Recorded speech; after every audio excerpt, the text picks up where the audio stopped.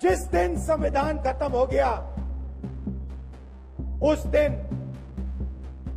हिंदुस्तान के दिल पर एक बहुत बड़ी चोट लगेगी। तो इस पूरे देश में आग लगने जा रही है। जो मैंने कहा याद रखो, ये देश नहीं बचेगा। नरेंद्र मोदी जी इस चुनाव में मैच फिक्सिंग करने की कोशिश कर रहे हैं। ये मैच फिक्सिंग नरेंद्र मोदी और हिंदुस्तान के 3-4 सबसे बड़े अरबपति मिलकर कर रहे हैं। आजकल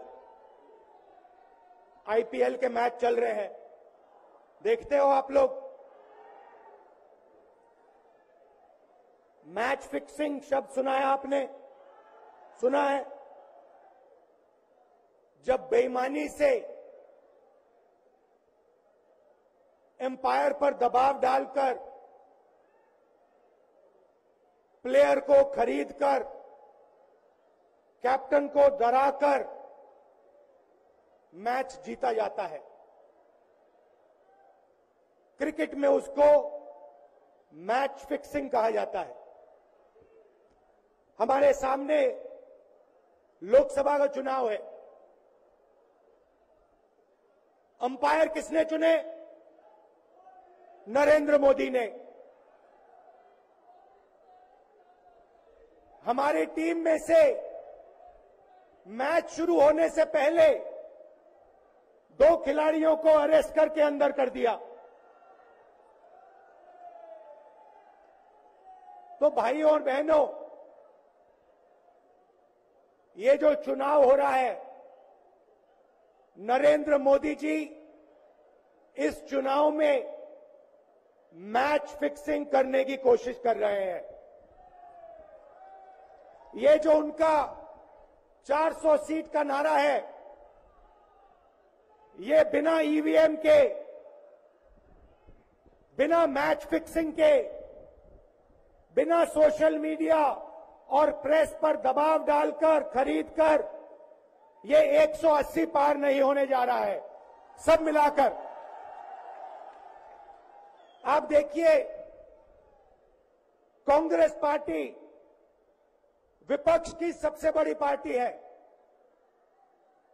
हमारे सारे के सारे बैंक अकाउंट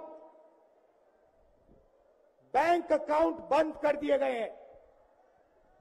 चुनाव के बीच में देश की सबसे बड़ी ऑपोजिशन की पार्टी के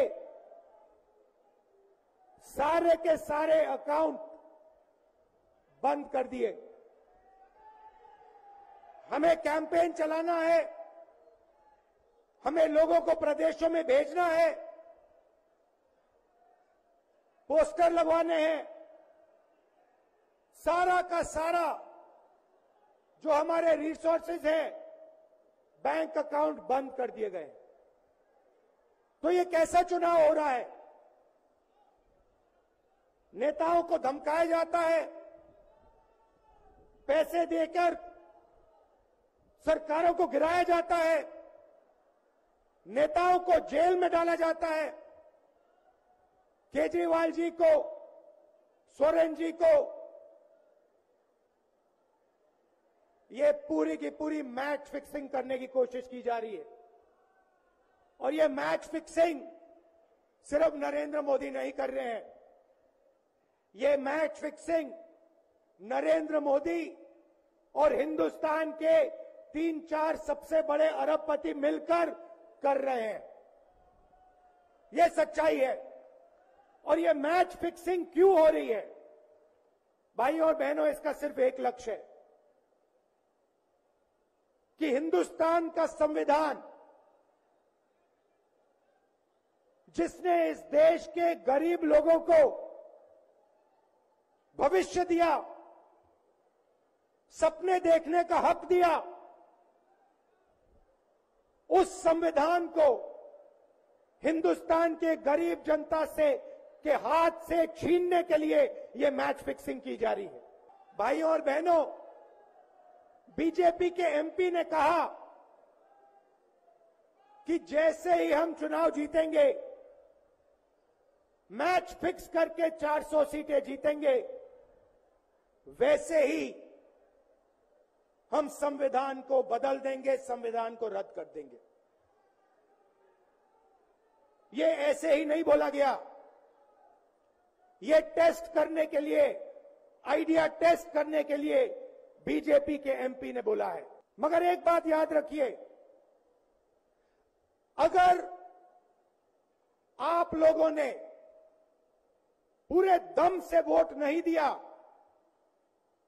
तो इनकी मैच फिक्सिंग कामयाब हो जाएगी, ये आप भूलिए मत।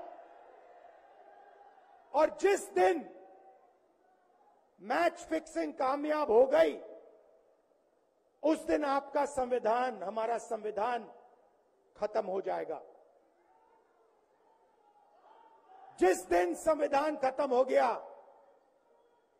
उस दिन हिंदुस्तान के दिल पर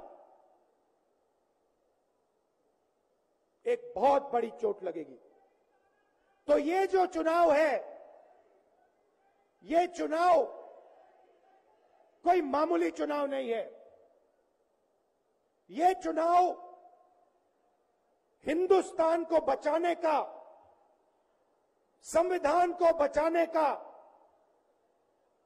और जो गरीबों का हक है, किसानों का हक है, पिछड़े वर्गों का, दलितों का, आदिवासियों का,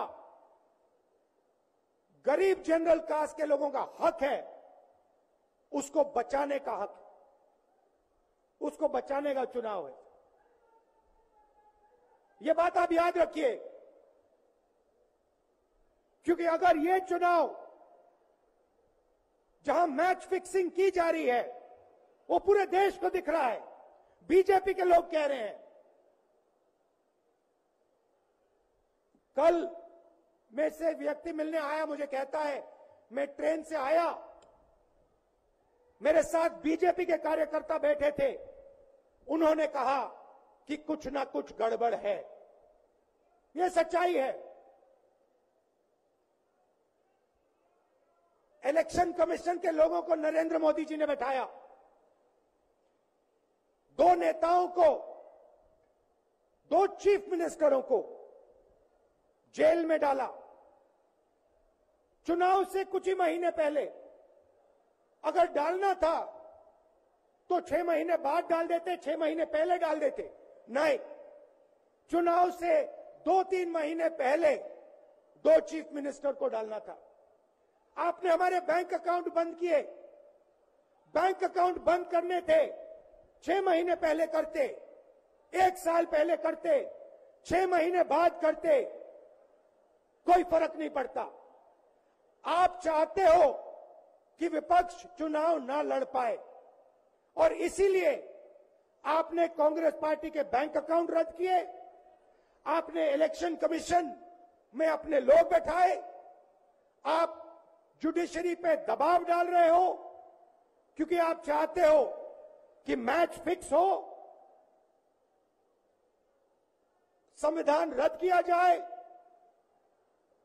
और आप सत्ता में रहो।